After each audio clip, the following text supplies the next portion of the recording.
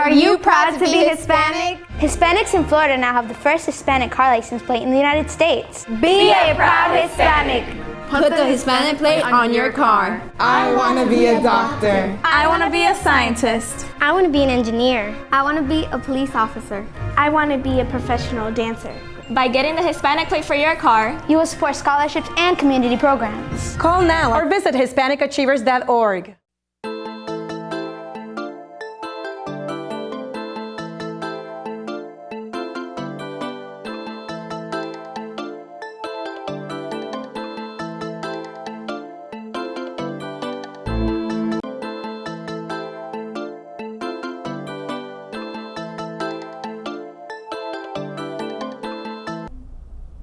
Good evening and welcome. Happy New Year 2016. Another year for EDuTV, and look who's back. Angela Morales. Right, and I'm your host, Greg Perkins. I think I forgot to say that at the beginning of the show. Okay, how was your vacation? It was fabulous. Yeah? Very secluded in the mountains, very nice. Very good. Very cold. Yeah, you get some teachable moments with the kids? We did. Very good. How was yours? Kind of uneventful, very boring, okay? So, gotta get you out more, Greg. Did you do some teacher data work? No. The only data I took, we counted birds in the car. Very nice. And maybe I'll make an Excel spreadsheet. No lesson plans over the holidays? Not at all. Oh man, no Excel sheets and no lessons. Very good. Yes, I'm proud of myself. Sometimes as teachers, you guys got to check out, okay? Yes. All right, you need that break so you can come back and we'll have a fabulous 2016 year for the students. Okay, Angela, I think this was in the Orlando Sentinel a couple of weeks ago. Mm-hmm. Jones High School was the only regular high school in Orange County, right, that did not offer physics. And the particular thing about this is that Jones, it's a, I think pretty much 98, 99% African-American school, and they are saying that they need more minorities in the STEM fields, science, technology, engineering, math, and they didn't have a physics course. Is it because of enrollment or they didn't have a teacher? What's the reason? They stated that they didn't have a teacher. Okay, but I think since it's been brought to the attention, now the district and the principal, they're behind it. And they also had an alumni, I think this guy graduated maybe in the 60s or something. Okay. The course was actually offered at that time. And you said he went to MIT? Yeah. Nice. Yeah. And he was upset because we know that the high-paying jobs exist in these fields, and so we have to challenge the kids. And we have to prepare them. I mean, and I believe that even some programs require courses in high school to already be done before you apply for college. So if we're not preparing the students, then it's not an even playing field across the county, and that's not fair. Yeah, I guess some things are oversight with teachers. I had a teacher, I'm not going to say who it is, right? She's a friend of mine. It's not you, it's not you. And so she was telling me that, hey, we took the kids to see the Nutcracker. Mm-hmm. But these were elementary kids, and they were like, oh, what is this? Some people just hopping around. And so I asked, I said, did you all explain to the kids that there's actually a story? Mm-hmm. She goes, no. I'm like, you're a teacher. Greg. But it was an oversight. Greg, but everybody knows. Well, I am. No, I'm not. I am not. Because I said from the school to the play itself to the production would have been a good time to absolutely teach the kids about what a play is, and this is art. Or have them read the story and preview it and then see the play and compare it. There's even a movie. There's a few movies. There's even cartoon versions. Yeah, I don't know if that was an oversight. I don't know. I don't beat up on teachers. I do not do that. However, but this is why even though I'm not in the classroom, I still read a lot of books on education, educational practices, and something as simple as that. Explaining that there's actually a story associated with the Nutcracker. There is. I mean, but also growing up, I didn't really read the Nutcracker. I remember watching the ballet and reading it in school, but I don't remember my parents ever reading that to me. No, but as a teacher, if I'm going to take you to a play, like I'm going to have a lesson on a play. Right. What's a play? The play is the Nutcracker. What is the Nutcracker about? And then, like, maybe the kids, you could say, hey, do this when you see this happening. You know what I mean? Agreed. Yeah. or the protagonist, the antagonist. And it's never too early to begin teaching kids that level of vocabulary in elementary. No, I agree. She may not have known that there was an actual story attached to it, though. Greg, not everybody's read the Nutcracker. I mean, we have. We can't assume that everyone's been exposed to everything. Yeah, but you know what? You can just Google it now and they'll give you the cliff notes. So now when I teach, I'm going to make sure to Google if there's a story for every movie and a story for every play, and if I'm joking.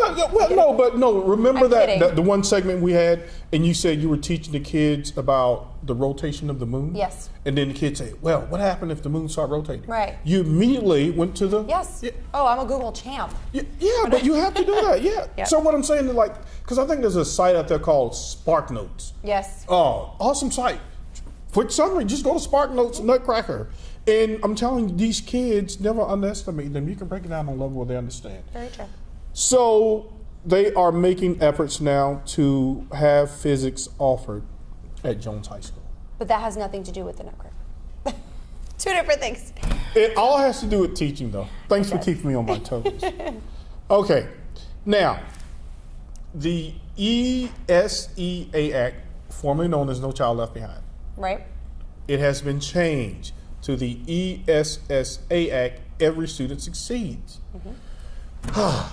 There was this big push to nationalize our education so that kids in Florida, Mississippi, and New York know the same thing, right? Now they are giving it back to the states. Right. So all of this money raced to the top, all of this talk about Common Core standards, all of this talk about making our kids competitive on the global market.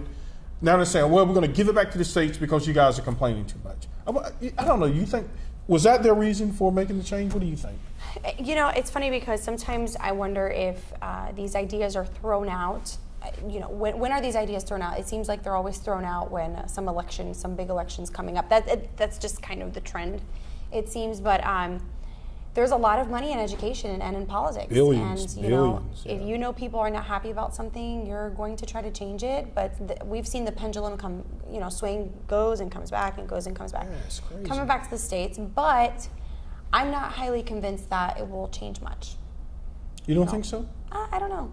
I'm not. Because before, and I don't have the exact numbers, they were saying that before the big push to Common Core standards, that only a handful of states like Virginia, Massachusetts, Florida, California, Texas, and New York, okay, that's about 6 states, and maybe a few more, had really, really high standards. Okay? So I think we need to look at the standards.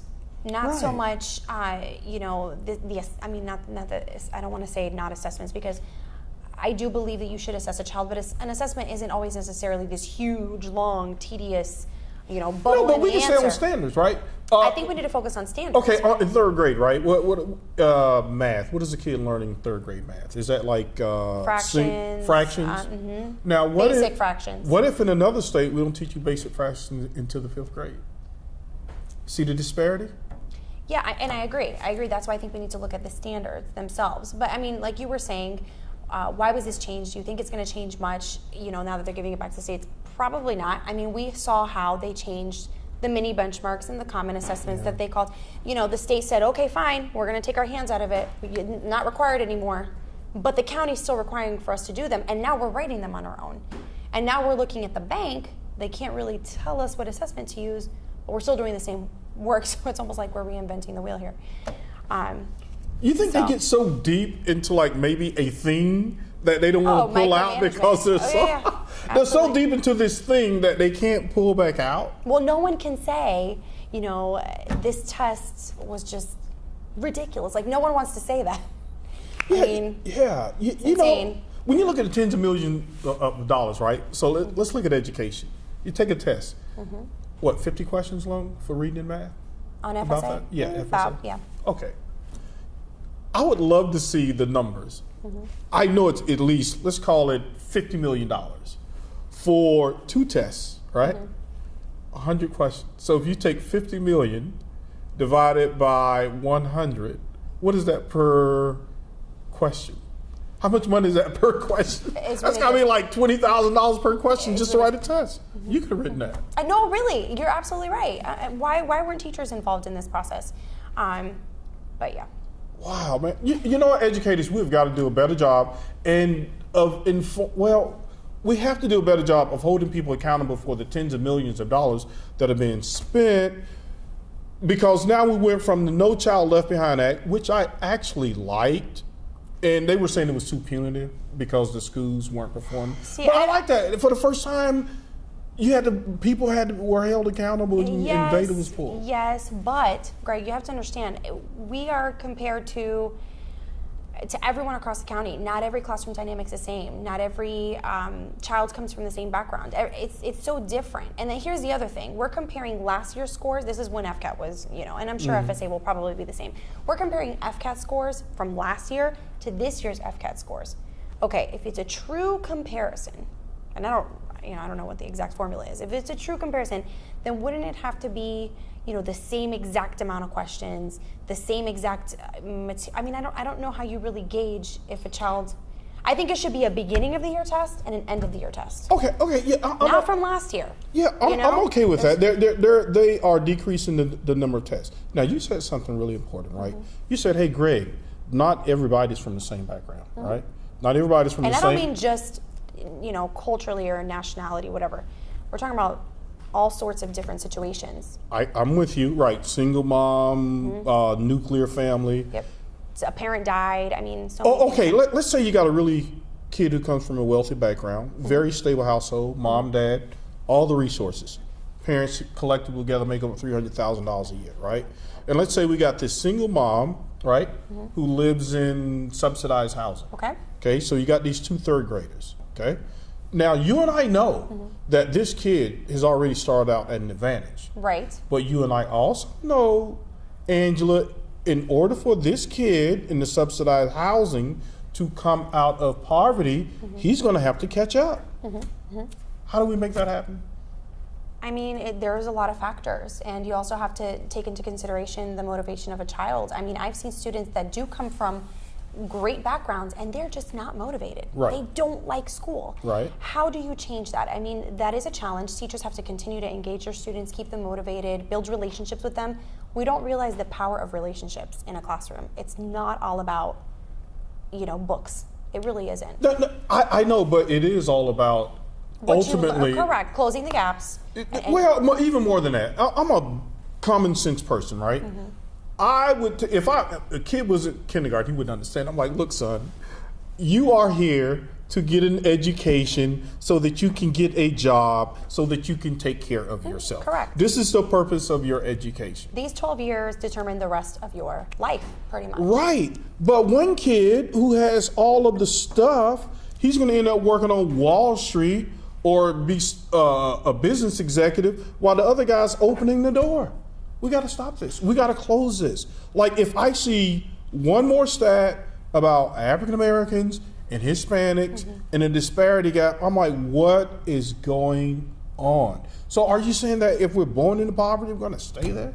Come on, we're better than that. No, but statistics show that, this is what happens, what has continued to happen throughout history, sadly. Yeah, but teachers play a huge role, but you know what? Only 10% of teachers in America are minority teachers. 90% across America are Caucasian females. We need more minority teachers in the classroom too, so that students can connect. Yeah, that's just a reality. Yeah, no, I agree. Those stats are going to hold true. However, I just think, I guess if I knew the answer to that about how to catch the kid from subsidized housing up to that, I'd be a very rich man. Or even mentorship programs. We have a mentorship program at our school where we have different people come into our school and talk to students, one-on-one, people from NASA, or just, everyday people. Yeah, they need more than that, because they're probably going to have that just that 1 year. Because even growing up, I grew up poor, right?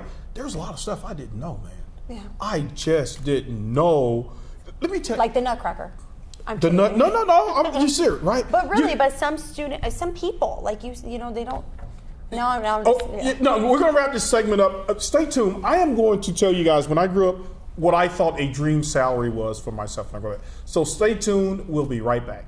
I am for the child who's had 7 addresses in a single year because she's in foster care, because her father abused her, and her mother couldn't believe her. She is the child I am for. I am a volunteer child advocate. I am you. Florida residents call toll-free 866-341-1425. Welcome back. Now, Angela and I, we ended our segment by saying that we got to close the achievement gap. That is just a long conversation that we'll just keep having until we do that. I grew up in a small rural town, right? You know what my ideal salary, I thought that I could just live off of and be so rich? I'm like, man, if I could make $45,000 a year, You're set. I am set and retired.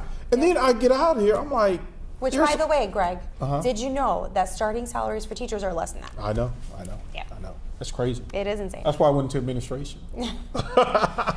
So I did reach that, but then I got invited to this conference, and exposure is so important. This is why you got to, I had my daughter in here last week just to show her how a production show is done. You have to expose kids to anything that's educational. Right. Okay? And I went to this conference. It was called the African American MBA Master's Business Administration Conference. It was in Chicago. I had never seen so many wealthy black people before in my life. That's and empowering. I know this is great. It is. Like, these guys are working on Wall Street, and my friend's like, that guy there makes $40,000 a year. That guy there is a millionaire. I'm like, are you serious? It's amazing. Yeah. I was making like $52,000. I was like the poorest guy Those are the there. people, though, because we were just talking about that. You were asking me, like, well, what's the problem here? Why do the stats always have minorities, and they're coming from a poor neighborhood? Why are they always, not always, but why are the majority failing? We need to get more people like that into these schools at a very early age. Yeah, it's a lack of exposure, and I'm going to say ingenuity too on behalf of the schools. Okay, sometimes I think, and I started sketching this theme, right? There are a lot of kids, and I like the focus on pre-K, that the national focus on pre-K now, right? Because some kids are coming to school reading now. Yes. Okay. And I think if you see that a kid in third grade, and a lot of parents, they don't know this, right? Let's say, Angela, you're a teacher, which you are, and you see this little kid. This kid has exceptional skills. Someone should immediately, I think the protocol for you would be what? To go to the guidance counselor and say, this kid is exceptional. And I think that guidance counselor should, in turn, call that parent, say, come to the school, I want to tell you how great your kid is. Here is what I recommend. I'm not going to tell you that this kid should follow this thing, but here is what I recommend because this kid is extremely smart. And then once Are you talking about high school or any? Oh no, we're going to start in elementary, and then I'm going to take all the way up to high school. So my model says if you see that kid, even I don't know, first, second, I said third, but first, second grade, this kid's exceptional. You need to have them tested for this. Well, and but this. the thing is, we only do that when we see that there's some sort of gifted ability, and we do that. Or we do it I'm talking about even borderline gifted, not even gifted, just exceptional. Yeah. Like some kids just made big. I had a friend. His kid had a perfect score on FCAT when it was FCAT math. On FCAT math, he didn't even know it. Wow. He did not know his kid had a propensity for math. So I began to tell him like, look, you need to do this, and this. Right. Make sure he takes algebra in middle school. But if you're a parent and you don't know that your kid's that smart, you're not going to know to steer him towards algebra because he's going to go, oh, I don't want to take that hard class. No, you are because you know that's going to prepare. The guidance counselors in middle school should know that, and they should. I believe they have orientation. No, I'm talking about really be aggressive about it. Right, and for that, Really aggressive. I think we need, and I don't want to say testing, but for that, I think we need more testing, but not testing in the sense that we're thinking of it. More like personality testing. Well, but what if the And kid is they do like that. acing all your tests, though? You know, if your But kid's you making could be naturally more inclined to doing well on, or absorbing information that doesn't necessarily show your gifts and talents. Like I have kids that do really, really well on tests, but they could literally probably be building a robot or doing some sort of coding and all that stuff. But Right. unfortunately, they can't do that because we don't Right. offer that at elementary level. We don't even offer that. Well, now I just read this thing that they're starting this program in high school for coding. But there's kids. So you see kids in your class that are oh ready my to goodness, code, right? absolutely. Okay, Absolutely. that should be harnessed, right? Do the parents know that? Say, hey, look, your kid has a. No, I'm serious. No, they don't. They don't. And We got to educate parents. we do. But we also need the programs to back that up. We can't just educate parents and then not have anything to really support that. There are programs like robotic programs where you can pay and your child can go to like robotics camp and all that, yeah. But public school eventually is going to have to do a better job in offering these things at an earlier age, I believe. You know who's got stuff going on, right? You know what I did, right? And I've got to find a way to get all this information out to like more parenting groups, okay? So I have this cousin, and I'm kind of upset with his parents, right? This kid is really smart, seriously. Okay. I called the university, Florida A&M University. I said, hey, do you have any summer STEM programs where the kids come spend a week on campus, right? That's not paid. And then they had some that were not paid, right? And then they had some that were relatively cheap. So I called my mom. I'm like, hey, look, I called the university. They have these programs. Even the university is doing a poor job of marketing these programs. So these kids you're talking about, a lot of these universities, they have free summer programs and they have grants. So the idea, right? For high schoolers. No. Any age? No, yeah. Well, I've heard of They're starting marine- in middle school. My son is very into marine biology, and he's 11 now. And I have been looking into programs for him for marine biology, and they have them, but they're down south or like in Maine. So I would have to like ship my kid somewhere, but they're very pricey. No, I tell This you is what. through the school system. We need to talk about this because I'm right, interested because in this. we need to find some free. Yes. I guarantee you, University of Florida probably has a program like that, and I guarantee it's probably free. But again, the universities do a poor job of marketing, and we're all in education, so we got to start talking to each other more. So that leads me to talk about the next thing. They are voting on the cut scores for the FSA next week, or I don't know if it's this. I know they're having a meeting this week. soon. It's this month for sure. Right. Okay, here's the deal. The proposed, and I'm going to say proposed, scores that they have, there is an argument of saying that the scores are less than what the rigor requires. Because there's the NAPE, and folks, I'm not going to get too much in the weeds. I went to a FLDOE board meeting, and they were saying that our students' test scores are nationally were lower than what they wanted them to be for Florida. So the board proposed, certain people on the board proposed that you raise those scores because of NAPE, and then other people said, oh, no, I don't think so. They're going to lessen the scores. So what used to be an F would now be a C, so everybody passes. But take into consideration, this is a different test. Teachers did not have, in my opinion, did not have the proper training. Okay. I believe this test was just kind of thrown at us. And in all honesty, first we had books that prepared us for PARC. PARC was an assessment that was discussed, and it never went through. The new ESA. Yes, and PARC, and let me tell you, my math sheets on Go Math, they still have PARC assessment prep on the back. So you spent the money now. So, and that's what we use. I mean, they're good questions, but they're not always written the way that FSA is written. And we talked about test taking skills and all that. And these questions are very hard. Rigor and tricky test questions are two completely different things. Oh, I totally agree with you. I could have a rigorous lesson because in my classroom that has nothing to do with an assessment. Right. So we're making the test harder. Essentially, no one can pass it. And then we're trying to say that it's not rigor.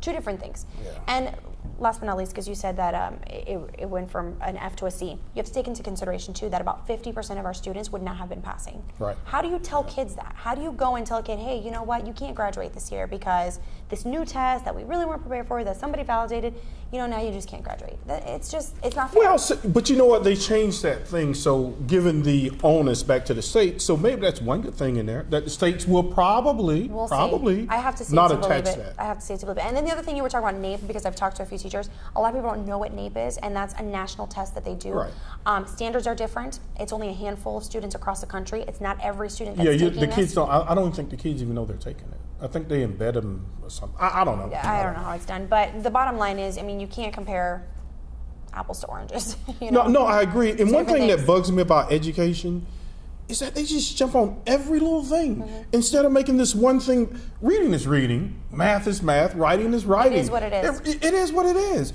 But we jump on every little thing and we spend all of this money, and it's like it drives me nuts that we spend all this money. This program, this guy's hot, this person said that. And when you really look at it and read the stuff, Angela, it's just like repackaged stuff. It's all the way. It's marketing. It's marketing and money. Yeah. Like, did you receive any bad gifts for Christmas that you didn't want? You know what you can do with that gift? Know what you can do? I did not. You can re-gift it. Oh, yes. You can Elephant re-gift gift it. party. Yeah. But that's what they're doing in A big education. one with all the curriculum that we don't use. But they're doing this in education. They're re-gifting stuff that already exists. Right. Well, they're just giving it a different name. Of course. Basically. So I mean, you and I in the wrong business. we start creating some stuff and selling it. So what's on your mind? I see that you brought an article. I was reading this article about how 25% of children under the age of 18 in Orange and Osceola live in poverty. And you were talking about your dream salary, $45,000 a year. Yeah. And just the thought that most teachers make less than that. And if they have a family to support and they're only on a teacher salary, they're part of poverty as well. And that's sad. Yeah, I know a lot of teachers have to be roommates if they're not married. Or have second, third jobs. Yeah, that's really sad It that is. they tell you to go to school for 4 years, to work hard, to study, and when you come out, we'll pay you just enough so you can have a roommate, right? And maybe go out to eat once a month. And the thing is, we have students that look up to us, and perhaps we've inspired them to do the same as us. Right. And we're preparing them so much, and you have very intelligent people. Oftentimes you have people who could be making more money because they're just beyond, brilliant. And they're teaching because they're passionate about teaching others about their craft and what they know. And their salary just doesn't compensate for what they're doing. No, it doesn't. I remember when I was an assistant principal, one of our science teachers quit. And we're like, oh, the kids love me. He's like, I'm not making enough money to take care of my Sad. family. Yeah. So there we go. We lost a teacher. And there was a recent article, too, about the number of teachers that are leaving the profession. Absolutely. Enrollment for colleges for kids majoring in education is down 21%. And 80% of teachers leave within the first 5 years. Yep. It's disheartening. We're losing a lot of good teachers. And also, if you want to do a perfect job, we were talking about taking that kid that's in poverty and raising them to the level of the kid who's born with all of the bells and the whistles and the money, right? I don't know that type of schedule is sustainable for someone like you, right? Your mother, your wife, right? And so I read this one book, and this lady, she didn't even have any kids. She was a principal at a charter school in New York, and the amount, she wouldn't go home to 9 or 10 o'clock every night. Her husband would say, look, either it's the school or me. Yeah. So that actually, because she was trying to do such a good job. Right. She was doing the data, she was inputting the data. If you did it exactly the way that, the cookie cutter way that they would love you to do it, you would never stop. Right. I mean, Greg, even with kids, and there was a point where I had to say, I can't do this anymore because it was affecting my family, it was affecting my health. Yeah. I was leaving work 8, 9 o'clock at night sometimes, and then taking work home and doing data and doing plans, and it was just too much. And you know what? I didn't feel it was making me a better teacher. It was just making me better on paper. And then I had to self-reflect and say, okay, what do I need to do to become a better teacher and do better for my students? And what do I need to do better to look good in front of someone who's above me? And I chose, you know what, the most important thing to me are my students, of course my family number one, but my students in my profession are my number one concern. And if it's not affecting them, then you know what, at 3:30, I've got to go.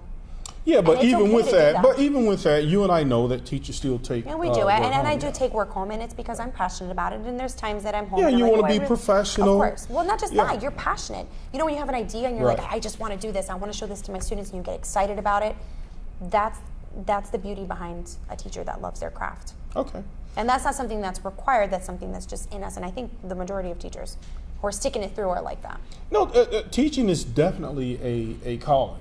And I love education. I don't like to beat educators up on this show. However, we do have to talk about the important issues to initiate some type of positive change that will filter down to the kids. Because we're talking about all these changes going on. It's like, is anyone thinking about the kids in their lives? Well, I'll tell you what, it's no coincidence that Wendy Bradshaw, who quit, a Florida teacher who put her she's going to be on the show next week. I'm excited about that. I'm excited to meet her.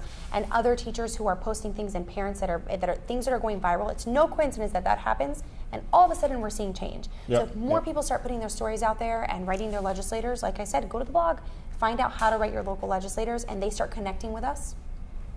Sounds groovy. On that note, folks, we have run out of time. Join us next week. We have Wendy Bradshaw. That should be a really interesting interview. So on that note, Greg Perkins. Angela Morales, have a good evening. Good night.